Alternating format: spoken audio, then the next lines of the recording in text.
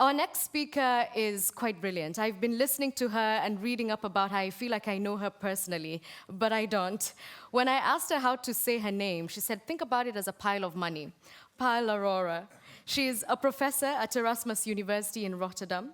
She's also a digital anthropologist with a sharp focus on digital media and user experiences, especially among low-income communities globally. But she says that the last year, or this year, has been about one thing and one thing only, her book, The Next Billion Users. And in fact, because of this book, Forbes named you the next billion champion. And you also describe yourself as a global citizen. Ladies and gentlemen, please, a warm round of applause for Payal Arora.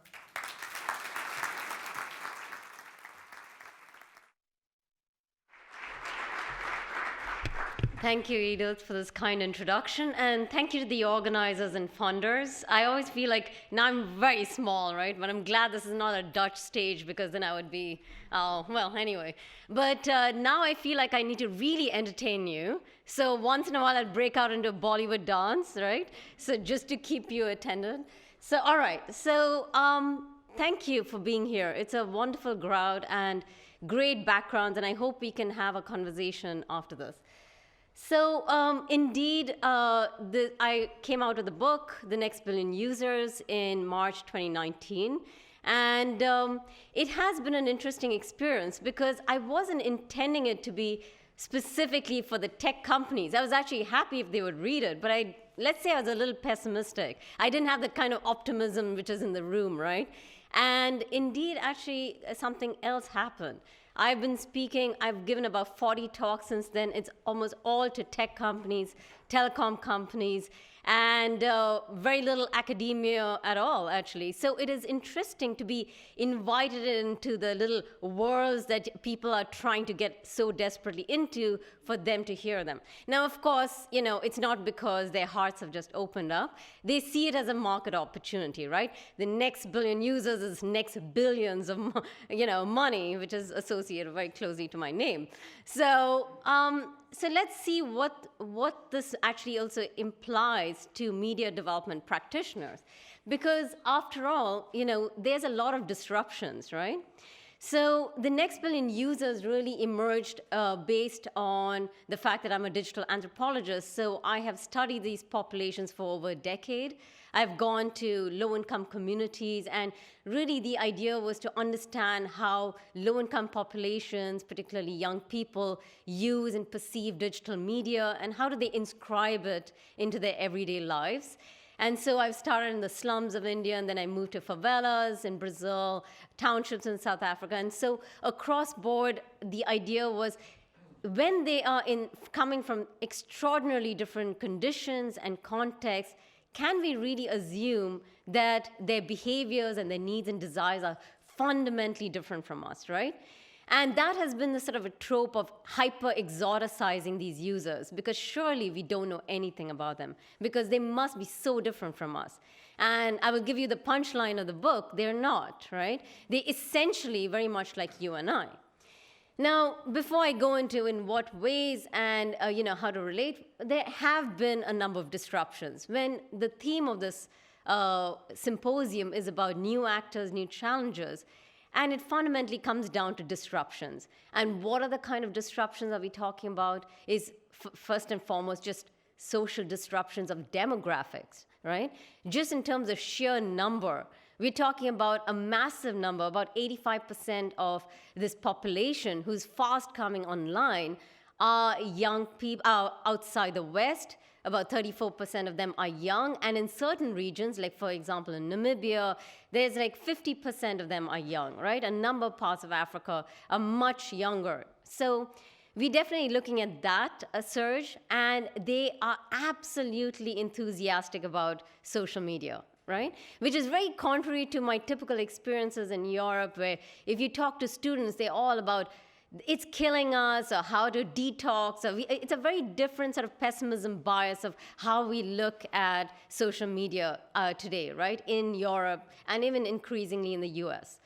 So here you're bound to hear, and you have actually the stats to prove, in China, people are spending twice the amount of time on digital media than the average, typical Western user, right? And they are supremely optimistic about it. And then the other aspect is the technological disruptions. So you have a number of phenomena that is happening in a very fast, pace.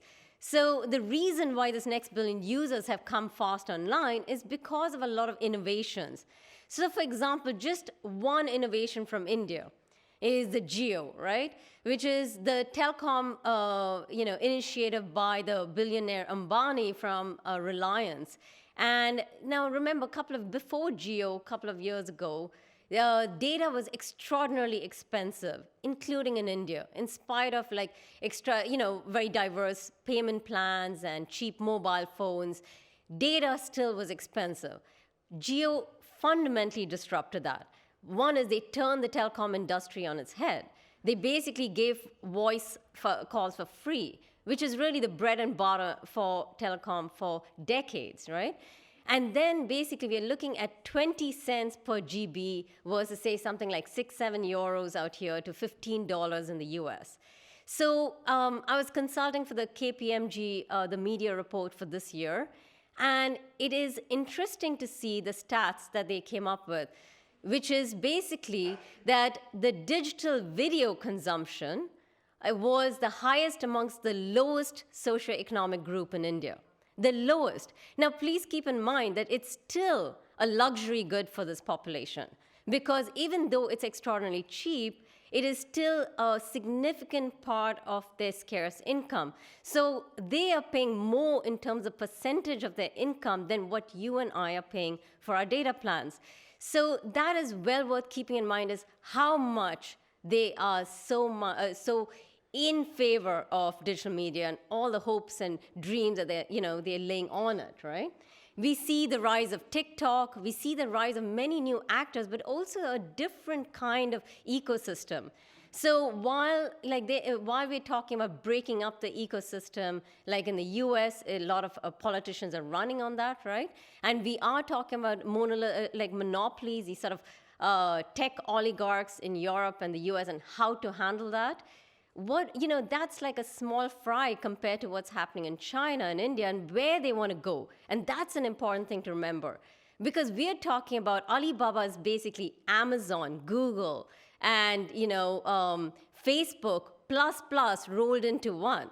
And they're not stopping there. And that's the model. So we are at a crossroads. While the West is heading into decentralization and splitting up of the ecosystem, the global South wants to majorly capitalize on their scarce resources, which makes sense. The States feels if we bring it and pull it all together, we can actually stand as a force against the global North. And it is working because you are in an AI world, right? So the more data you have and the more diverse data that can be intersected, you can get more concrete insights into your user base. And then you have policy disruptions. Now, of course, what's interesting to see is GDPR is definitely a interesting and well-meaning and a innovative way in which it is approaching regulation, right? And it is much needed because you need some sort of a non-corporate approach to this. And in fact, it is very quickly being adopted by a lot of global South countries, literally almost in a cut and paste manner. So a majority of countries in the global South have not had any privacy laws or very weak data protection laws. And now a number of them are coming up with privacy laws, like India and many different countries. And they're looking at GDPR for inspiration, partly because if you want to succeed in this digital economy, you have to think global as a default, right? So you're not catering to your local or even your national audience. You still have ambitions beyond your peripheries, even if you're India and China, right?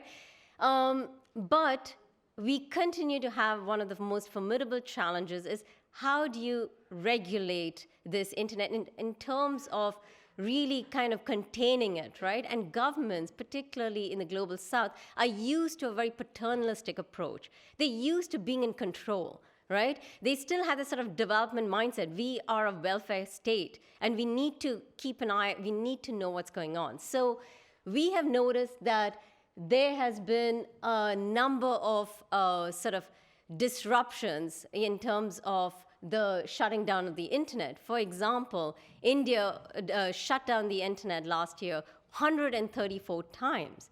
And if you look at a number of countries across Africa, Ethiopia did it 6 times, and this cost them millions of dollars every time they shut down the internet.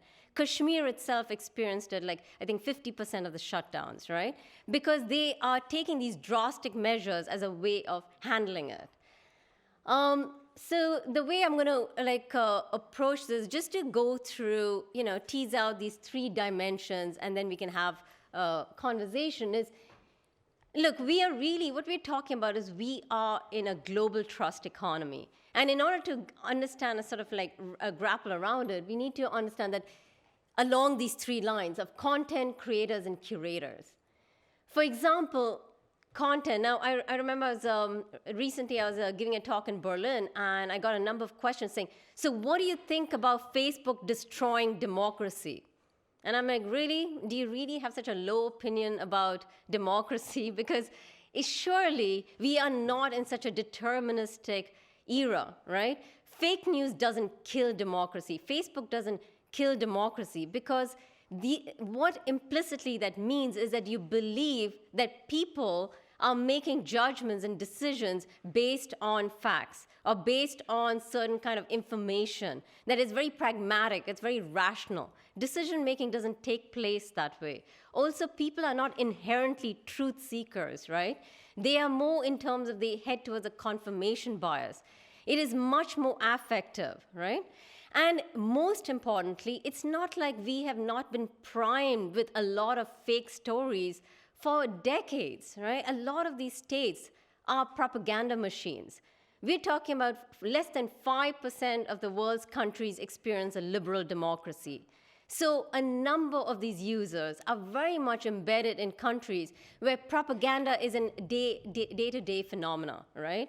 So you are primed to distrust the media, or there's something beyond that, and it's a state version, right?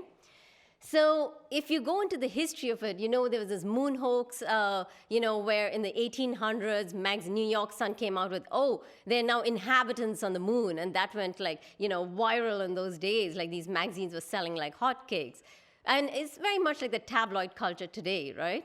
And like in the 80s, Russia spread the news that Pentagon spread HIVs to decimate entire populations so the Americans could take over. And it got translated into 40 different languages and got spread out.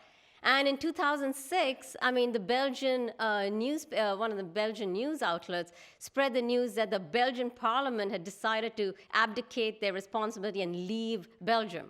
And that also went viral. And I'm talking about this, so not to forget Fox News, and much mainstream is about spreading interesting versions of truths.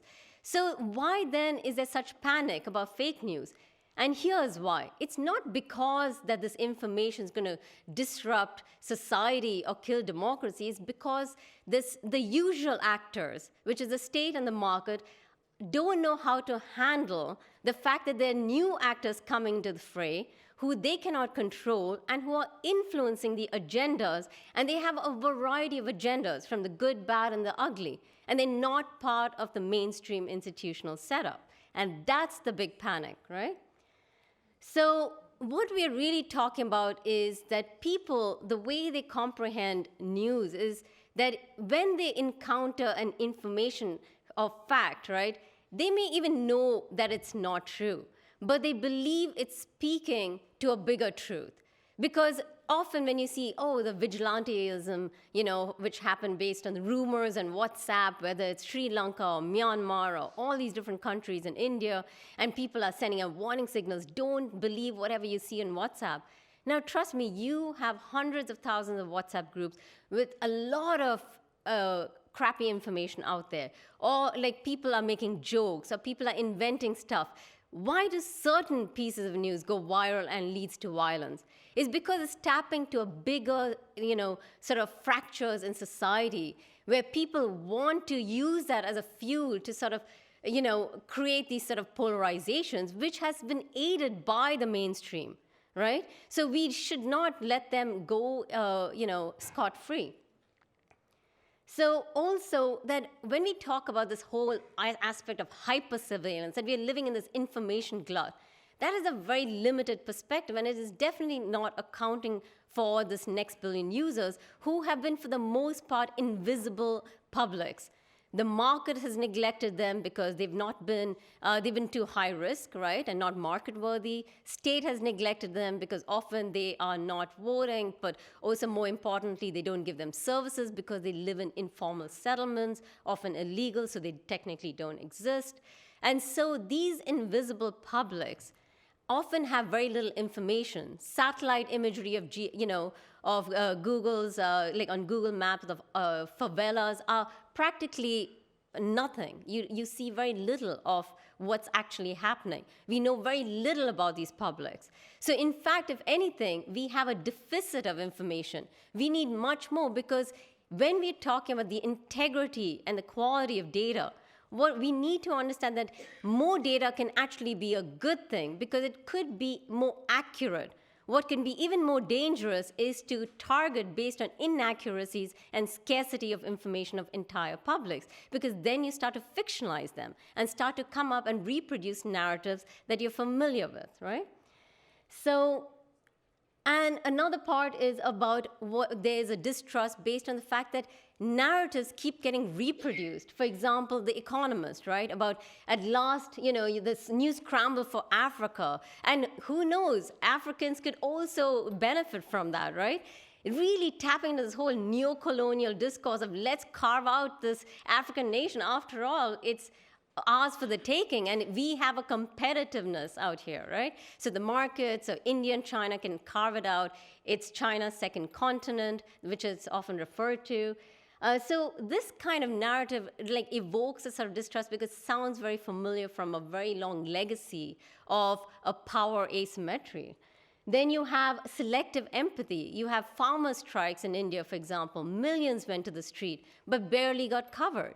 So when you don't cover, it's a matter of emphasis. When you don't cover certain incidents, you don't put your weight to it, then it's as well as you're creating a fictional narrative because you're emphasizing something else, right? And the factualizing bias, like Forbes came out with the top 100, most influential people, only one was a woman. And this idea of you make this into a fact that sure, innovation is still happening and it is being led by men, right? And that will sort of reify and create a lot of anger, and then also a need for alternative outlets which can have new kinds of measures, new kinds of metrics in the way in which people can be represented. Creators is, when I talked about these new actors emerging, it is often these now influencers, whether it's on TikTok or a lot of these alternative media. And they're doing it in ways which establish their credibility, could be very innocent, can be very mundane. Like, for example, in the Dance for Freedom in Iran, basically a number of actors and a number of women basically started dance in their room as a protest against the burqa. And that went viral across Iranian populations and diasporas around the world. And it created a movement, created a narrative, an association, and a whole different outlet for what's happening in the area of women in Iran and freedom. And so it is really important as how you hook this audience. It has to be very innocent, and it's very raw, and it doesn't mean about that authorship is the most primal and most central aspect to these movements. So often it's deliberately decentered, right? We see the Hong Kong protests also, right? People are now saying, often when they protest, they're like, well, there's no leader. But for the first time, actually, I noticed in the media, they're like, hang on, this is strategically leaderless. And it makes sense, because if you dissipate responsibility, it is harder to imprison, it is harder to control, and it forms a far better media narrative, which means it's more sustainable, which taps into the theme of the symposium, right? And we have to be careful about this whole by the Global South, for the Global South, because that's not really where we want to necessarily go, because by nations are sort of perpetuating this trope, kind of feeding into this hyper-nationalism need, right? Like India, it's like Indian apps for the Indian people, African apps for the African people. But the thing is, you scratch the surface, and TikTok is ByteDance from China, which is one of the top apps in India, or basically Flipkart, which is celebrated in India as an authentic application. 40% of it is owned by Walmart. And so let's just have an honest conversation of who are involved and what are their roles. And it's okay to be global in a sense of interacting with diverse actors across board. We don't want to go into from one end to another that, okay, we're going to go into hyper-nationalism or hyper-localism, because it can create far more polarization. And and so in terms of making the truth louder, just an example of, I wanted to show this video, but we don't have the time, but you should check it out. It is the 13th five-year plan, and China it's a bizarre video. It was launched in English on YouTube by the Chinese government, and it's basically this American girl who sounds like she's in her 20s from California saying, oh my God, here's a new plan, he's so smart. And it's really bizarre. It's almost surreal, right? So you really should watch it. But, in spite of this sort of propaganda, there are constantly memes like this where, people make fun of the sort of propaganda and see through it. And China has, a lot of the users are extraordinarily creative in the way in which they use audiovisual content, because it's very hard to censor very immediately. People are used to censoring text, but not necessarily visuals, because it's much harder to pinpoint. Are they joking? Are they really actually, nationalistic, and they're really proud of their country, right? So there's a sort of like thin line between, you're like, okay, where do we fall? And that's the strategy happening for sustainable activism in media. And curators, the last part is in terms of, there's a lot of talk about responsible AI and curation. And we have to understand that the responsibility very much lies, and if we look at it and from a feminist perspective, because much of these sort of, like whether it's hate speech, a lot of the sort of backlash and of information on this is often very misogynistic driven. And in fact, that is leading to a decline in mobile and internet uptake among women across the world. If you read the latest Intel report about that, they show that women are actually choosing to get away from the internet in the last years rather than the reverse, not because they can't afford it now, but because they look at it as a toxic sphere. And part of it is to do with also technology companies not actually profiling them, not protecting them in the right way. Barkha Dutt was an interesting story. She's an extraordinarily influential journalist, and she talks about the kinds of everyday threats, right, that she gets from people on Twitter, including her address out there, and people are constantly harassing her, threatening her lives, constantly threatening to rape her. And so, but what the irony of it is, rather than check and curate that kind of content, her account was blocked. Because she tried to actually, because there were two harassers who were constantly harassing her, so she put that information out there and said, I will do that to you, what you did to me, because I want to protect myself, because nobody's coming to protect me, and they immediately blocked her. And so she wrote a scathing attack against Twitter.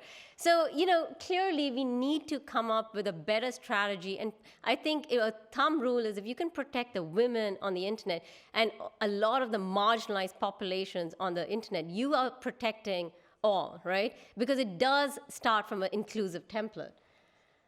And, that doesn't mean that people are not sort of taking a narrative and shifting it, because often mainstream narratives are extraordinarily difficult to change because there's mainstream actors who are very embedded.